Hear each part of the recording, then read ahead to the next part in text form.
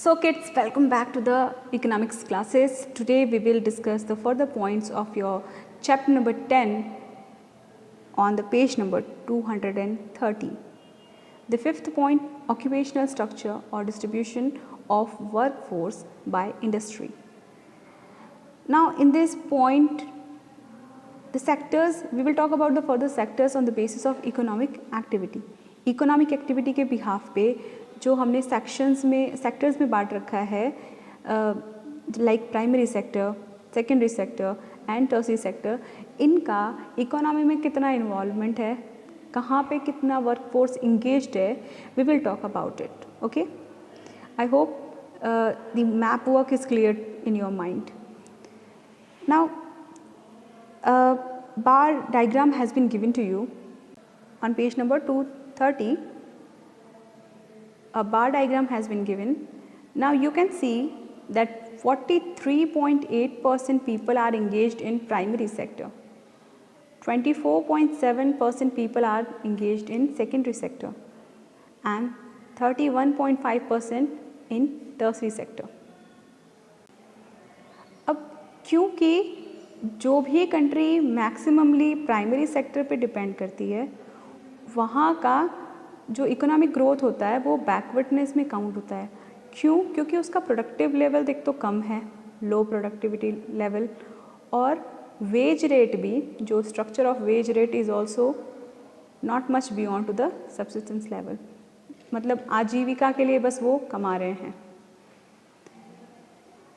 The same observation is given on the page number 231. This will describe you that diagram. अब बच्चों, ये जो page number 31 पे observation दिया वो मैं आपको एक्सप्लेन कर रही हूँ कि फर्स्ट पॉइंट ये कह रहा है कि जैसे कि ये इसमें शो किया है कि सबसे ज़्यादा डिपेंडेंसी कौन से वाले सेक्टर पे है, प्राइमरी सेक्टर पे है. अब प्राइमरी सेक्टर में क्योंकि प्रोडक्टिविटी कम है और वेज रेट भी कम है, तो इसके कारण हमारी इकोनॉमी बैकवर्ड इकोनॉमीज़ में अभी है. देन जो भी एम्प्लॉयमेंट प्रोवाइड करता है, मैक्सिमम एम्प्लॉयमेंट जनरेट कौन सा वाला सेक्टर करता है, सेकेंडरी सेक्टर करता है.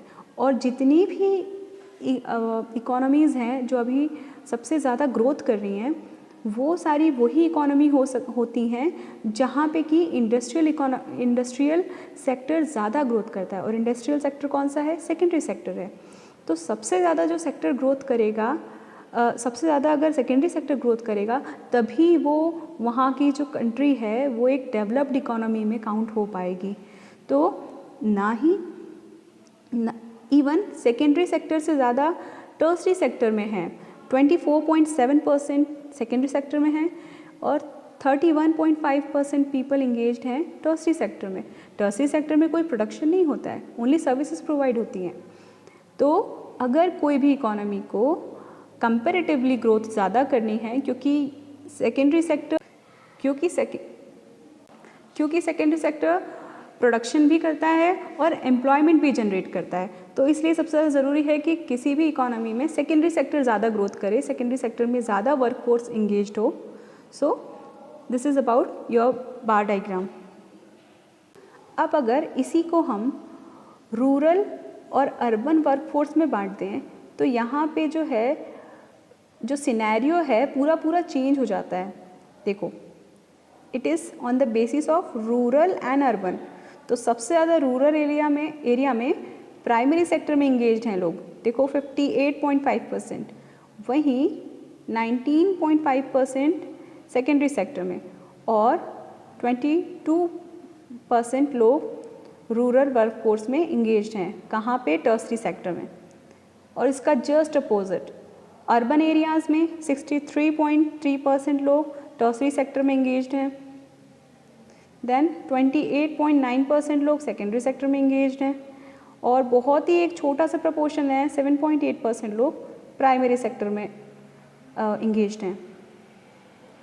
So what it shows, like in urban areas in rural areas, most of the people they are dependent on primary sector, and in the urban area most of the workforce is engaged in the tertiary sector. So by these you can get to the observation that in India, trade, commerce, banking and other service sectors are growing faster than the secondary sector or allied activities. And there is a significant lack of non-farming job opportunity in the rural areas, which is why the rural population is engaged more in the primary sector.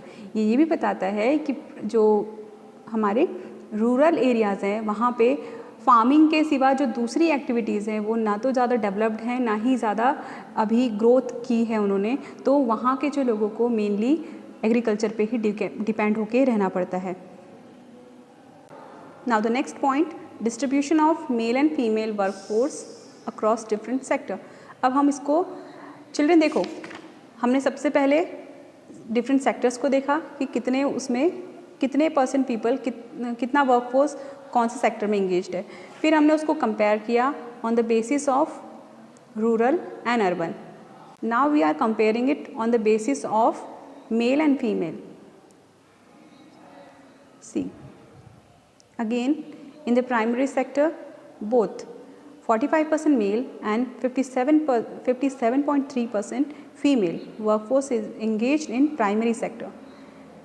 19.1% workforce is engaged in secondary sector. Here, whereas compared to in the female workforce it is 14.9%. Here in tertiary sector it is 25.3% in male, but here in female it is 18.9%. Then in other activities that is 10% and here it is 9%. So by this study of bar diagram you came to know about that 57.3% women workforce is engaged in primary sector, which is a large number. And why it is so? Because most of the women doesn't want to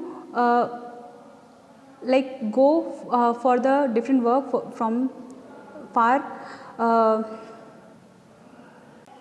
That is called lack of mobility. Women doesn't want to go out of their town. वो उनके गांव से दूर नहीं जाके काम कर सकती हैं, भले ही वो पास में ही लेस वेजेस पे काम कर लेंगे, but they will not go outside.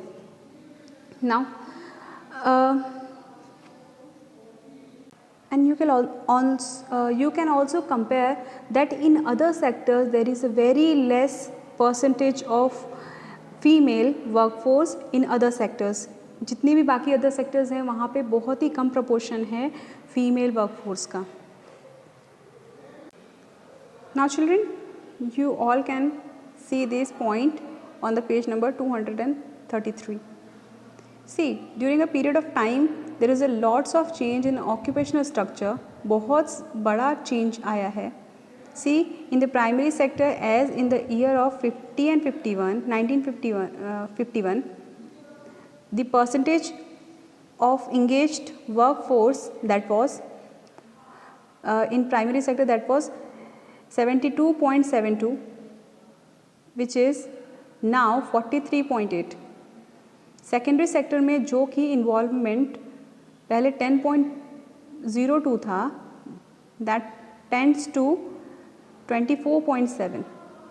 Tertiary sector में 17.26 जो परसेंटेज था, that reach to the 31.5. So here you can compare जो कि 72%, अप्रॉक्सीमेटली 73% जो इन्वॉल्वमेंट था प्राइमरी सेक्टर में, वो अब कम होके 43.8% रह गया है. सेकेंडरी सेक्टर में जो कि पहले 10% था, वो अब 24% हो गया है workforce.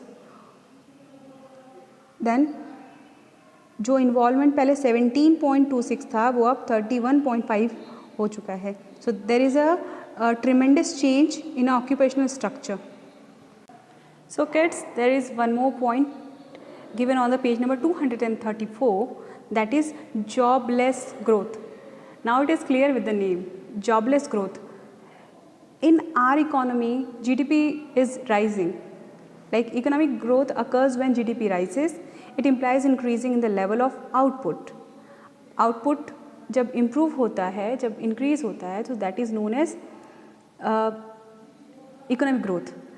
But this can be achieve, ये दो कारणों से होता है, थ्रू ग्रेटर एम्प्लॉयमेंट, या तो आप एम्प्लॉयमेंट ज़्यादा कर दो या फिर through the better technology. But problem क्या है कि हमारे यहाँ पे हम ज़्यादातर जो ग्रोथ हो रही है, जीडीपी भी ग्रो कर रहा है, बट एम्प्लॉयमेंट अपॉर्चुनिटीज़ नहीं बढ़ रही हैं एज पर द नीड।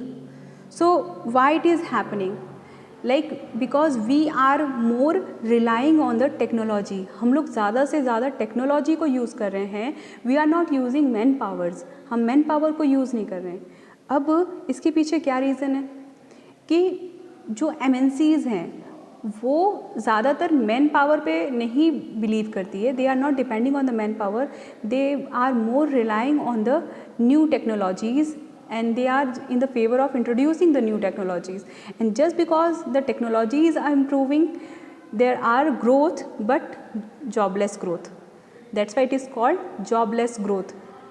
रोजगार किसी को नहीं मिल रहा है, किसी को नहीं मिल रहा है इन द सेंस कि उस लेवल पे नहीं मिल रहा है, लेकिन ग्रोथ हो रही है, जीडीपी इम्प्रूव कर रहा है, जीडीपी आउटपुट इम्प्रूव हो रहा है, because they are just adopting the technologies instead of man power.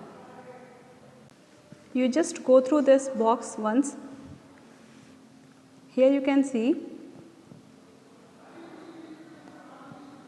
GDP has risen from 3.6% to 8%। GDP यहाँ पे 3.6% से बढ़ के 8% हो गया है, लेकिन जो एम्प्लॉयमेंट है वो 1.5% से 1% पे आ गया है, तो ये जॉबलेस ग्रोथ है। I hope all these points are clear to you all. You have to go through the books. आपको ये बुक एक बार ज़रूर रीड करनी है, क्योंकि हर एक डाटा को अंडरलाइन करते जाना है, because there will be 1 mark questions जो कि बुक में से ही आएंगे। Okay, so you have to prepare for 100%, you have to give your 100%. I am explaining each and every point from here. If you are facing any problem, you can ask me, you can you can write doubt in your comment box section, and if you are facing problem, you can ask us. So next we will discuss in the further points. Till then, take care, bye bye.